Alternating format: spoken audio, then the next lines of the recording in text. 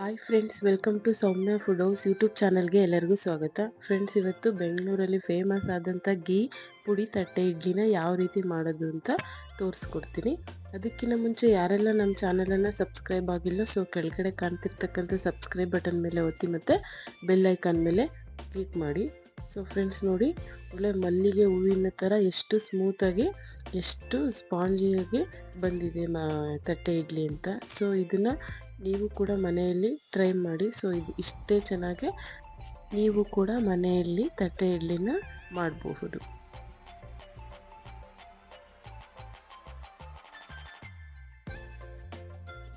So friends, ಯಾವ ರೀತಿ ಮಾಡೋದು ಅಂತ ನೋಡೋಣ. ಮೊದಲನಿಗೆ 500 ಗ್ರಾಮ್ ಅಷ್ಟು ನಾವು ಇಡ್ಲಿ ಅಕ್ಕಿನ ಈ ಥರ 2 ಬೌಲಲ್ಲಿ ತಗೊಂಡು ಅಳತೆಯಲ್ಲಿ ನೀರನ್ನು ಹಾಕಿ ಚೆನ್ನಾಗಿ ವಾಶ್ ಮಾಡಬೇಕು.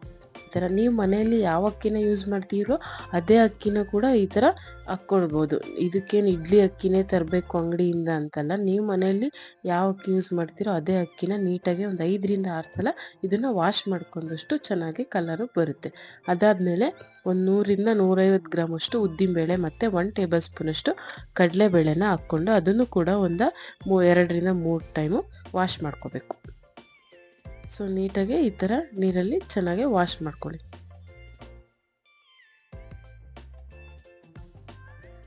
ಇದನ್ನೆಲ್ಲ ನೀಟಾಗಿ ವಾಶ್ ಮಾಡಿದ್ಮೇಲೆ ಅಕ್ಕಿಗೂ ಮತ್ತು ಉದ್ದಿನಬೇಳೆಗೂ ಎರಡಕ್ಕೂ ನೀರು ಹಾಕಿ ನಾವು ಒಂದು 5ರಿಂದ 6 ಗಂಟೆಗಳ ಕಾಲ ಇದನ್ನು ನೆನೆಯೋಕ್ಕೆ ಬಿಡಬೇಕು.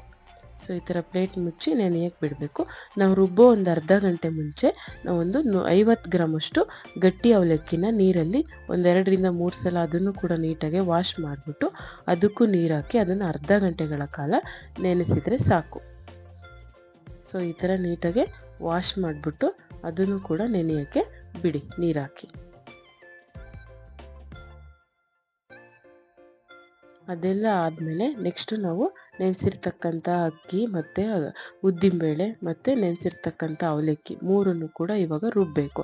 ಸೊ ಒಂದು ಮಿಕ್ಸಿ ಜಾರ್ಗೆ ಮೊದಲಿಗೆ ನಾವು ಉದ್ದಿನಬೇಳೆ ಮತ್ತು ಅವಲಕ್ಕಿನ ಹಾಕ್ಕೊಂಡು ಬಿಸಿನೀರು ಹಾಕ್ಕೊಂಡು ಇದನ್ನು ರುಬ್ಬಬೇಕು. ನಾನು ಲಾಸ್ಟ್ ಟೈಮ್ ದೋಸೆ ಹಿಟ್ಟನ್ನು ರುಬ್ಬೇಕಾರೆ ಹೇಳಿದ್ನಲ್ಲ. ಸೊ ನಾವೆಷ್ಟು ಬಿಸಿನೀರು ಹಾಕ್ಕೊಂಡು ರುಬ್ಬೋದ್ರಿಂದ ಹಿಟ್ಟು ಚೆನ್ನಾಗಿ ಒದಗುತ್ತೆ. ಸೊ ಅದಕ್ಕೆ ನಾವು ಬಿಸಿನೀರಲ್ಲೇ ಇದನ್ನು ಆದಷ್ಟು ನೀರು ಹಾಕಿ ಇದನ್ನು ಈ ಥರ ನೈಸಾಗಿ ಪೇಸ್ಟ್ ರೀತಿ ಇದನ್ನು ರುಬ್ಬಿಟ್ಟು ಒಂದು ದೊಡ್ಡ ಬೌಲಿಗೆ ಪಾತ್ರೆಗೆ ಇದನ್ನು ತೆಗಿಬೇಕು. ಅದಾದಮೇಲೆ ನೆಕ್ಸ್ಟ್ ಅದಕ್ಕೆ ಅಕ್ಕಿನ ಹಾಕ್ಕೋಬೇಕು. ಲಾಸ್ಟಿಗೆ ಅಕ್ಕಿ ಹಾಕ್ಕೊಂಡು ಅದನ್ನು ಕೂಡ ಅಷ್ಟೇ ನಾವು ನೈಸಾಗಿ ಪೇಸ್ಟ್ ಮಾಡ್ಬೋದು. ಇದನ್ನು ಬರೀ ಜಸ್ಟ್ ತರಿಯಾದಂಥ ರವೆ ರೀತಿ ಇರಬೇಕಷ್ಟೆ, ಫುಲ್ ಗಟ್ಟಿನೂ ಇರಬಾರ್ದು. ರವೆ ಥರ ಜಸ್ಟ್ ಚಿರೋಟಿ ರವೆ ರೀತಿ ಇದನ್ನು ರುಬ್ಬಬೇಕು. ಅದಕ್ಕೆ ರುಬ್ಬಿದ ಮೇಲೆ ಅದನ್ನು ಕೂಡ ಹಾಕ್ಕೋಬೇಕು. ಅದಾದಮೇಲೆ ಆವಾಗಲೇ ನಾವು ಉಪ್ಪನ್ನು ಕೂಡ ಹಾಕಬೇಕು. ಉಪ್ಪನ್ನು ಕೂಡ ಹಾಕಿ 2 ಟೇಬಲ್ ಸ್ಪೂನಷ್ಟು ಹಾಕ್ಬಿಟ್ಟು ನೀಟಾಗಿ ಮಿಕ್ಸ್ ಮಾಡಬೇಕು.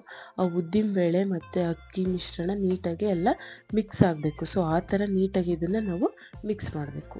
ಕೈಯಿಂದನೂ ಕೂಡ ಇದನ್ನು ಮಿಕ್ಸ್ ಮಾಡ್ಬೋದು, ಇಲ್ಲ ಈ ಥರ ಸ್ಪೂನಿನ ಸಹಾಯದಿಂದನೂ ಕೂಡ ನೀಟಾಗಿ ಇದನ್ನು ಮಿಕ್ಸ್ ಮಾಡ್ಬೋದು.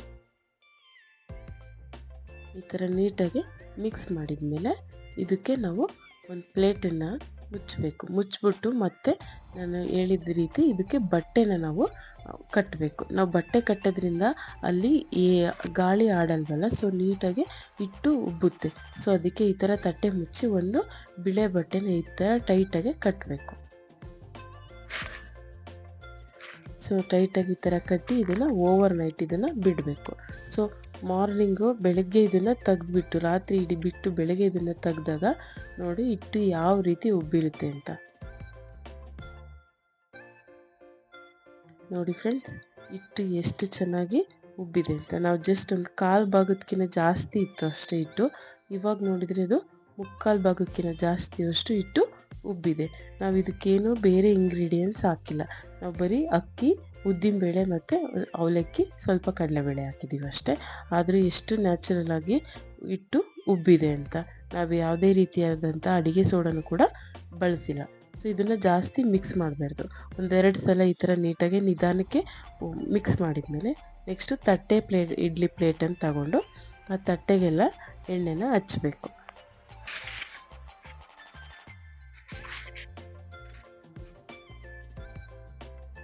ಎಲ್ಲ ತಟ್ಟೆಗೂ ನೀಟಾಗಿ ಈ ಥರ ಎಣ್ಣೆನ ಹಚ್ಕೋಬೇಕು.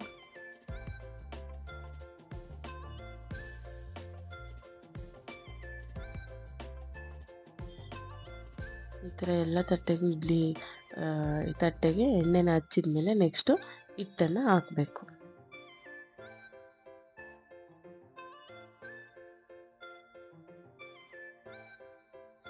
ಎಲ್ಲ ಪ್ಲೇಟಿಗೂ ಇಡ್ಲಿ ಹಿಟ್ಟನ್ನು ಹಾಕ್ಬಿಟ್ಟು ಆ ಇಡ್ಲಿ ಸ್ಟ್ಯಾಂಡ್ಗೆ ನಾವು ಇಡಬೇಕು. ಅದಾದಮೇಲೆ ನೆಕ್ಸ್ಟು ನಾವು ಒಂದು ಇಡ್ಲಿ ಸ್ಟ್ಯಾಂಡನ್ನು ತಗೋಬೇಕು, ಅಥವಾ ಇದೇ ಸ್ಟೀಮರ್ ಸ್ಟ್ಯಾಂಡನ್ನು ತಗೊಂಡ್ರು ನಡೆಯುತ್ತೆ.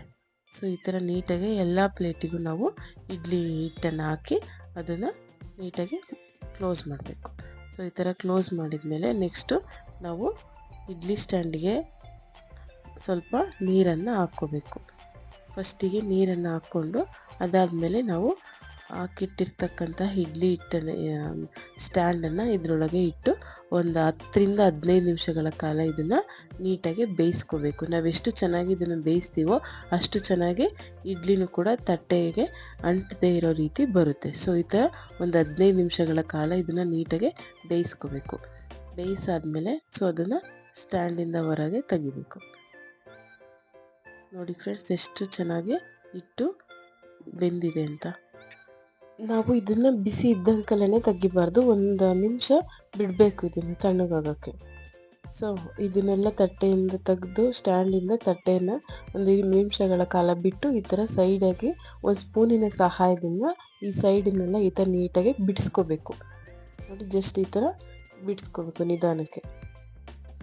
ಈ ಥರ ಸೈಡನ್ನೆಲ್ಲ ನೀಟಾಗಿ ಬಿಡಿಸಿದ ಮೇಲೆ ಜಸ್ಟ್ ಒಂದು ಸೈಡಲ್ಲಿ ಈ ಥರ ಅದನ್ನು ಸ್ಪೂನಿನ ಸಹಾಯದಿಂದ ನಾವು ಅದನ್ನು ಎಬ್ಬಿದರೆ ಸೊ ನೀಟಾಗಿ ಅದು ತಟ್ಟೆಯಿಂದ ಇಟ್ಟು ಎಷ್ಟು ನೀಟಾಗಿ ಹೊರಗೆ ಬರುತ್ತೆ ಅಂತ ನೋಡಿ. ಅದು ಒಂದು ಸ್ವಲ್ಪನೂ ತಟ್ಟೆಗೆ ಅಂಟದೇ ಇರೋ ರೀತಿ ಇಡ್ಲಿ ಎಷ್ಟು ನೀಟಾಗಿ ಬಂದಿದೆ ಅಂತ ನೋಡಿದ್ರಲ್ಲ ಫ್ರೆಂಡ್ಸ್. ನೋಡಿ ಎಷ್ಟು ಮಲ್ಲಿಗೆ ಹೂವಿನ ರೀತಿ ತಟ್ಟೆಗೆ ಇಡ್ಲಿನ ನಾವು ಎಷ್ಟು ಚೆನ್ನಾಗಿ ಮನೆಯಲ್ಲಿ ಮಾಡ್ಬೋದು ಅಂತ. ಸೊ ನೀವು ಕೂಡ ಇದನ್ನು ನಿಮ್ಮ ಮನೆಯಲ್ಲಿ ಟ್ರೈ ಮಾಡಿ, ತುಂಬ ಚೆನ್ನಾಗಿ ಬರುತ್ತೆ. ಇಷ್ಟೇ ನೀಟಾಗಿ ನಾವು ಇಡ್ಲಿ ಹಿಟ್ಟು ಕೂಡ ಉಬ್ಬಿ ಅಷ್ಟೇ ಚೆನ್ನಾಗಿ ತಟ್ಟೆ ಇಡ್ಲಿ ಒಳ್ಳೆ ಮಲ್ಲಿಗೆ ಹೂವಿನ ರೀತಿ ಮಾಡ್ಬೋದು ಅಂತ.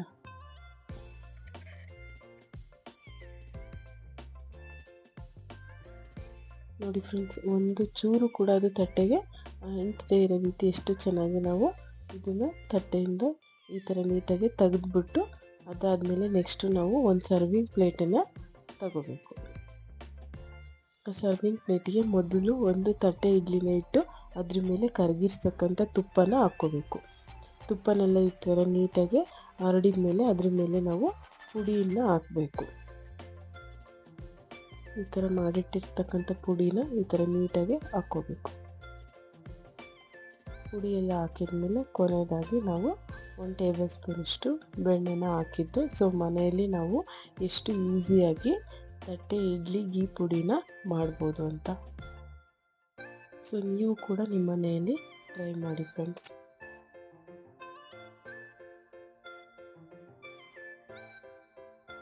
ನೋಡಿ ಫ್ರೆಂಡ್ಸ್, ಎಷ್ಟು ಒಳ್ಳೆ ಹೂವಿನ ರೀತಿ ಮಲ್ಲಿಗೆ ಹೂವಿನ ರೀತಿ ಎಷ್ಟು ಸ್ಮೂತಾಗಿ ತಟ್ಟೆ ಇಡ್ಲಿ ನಾವು ಮನೆಯಲ್ಲಿ ಮಾಡಬಹುದು ಅಂತ.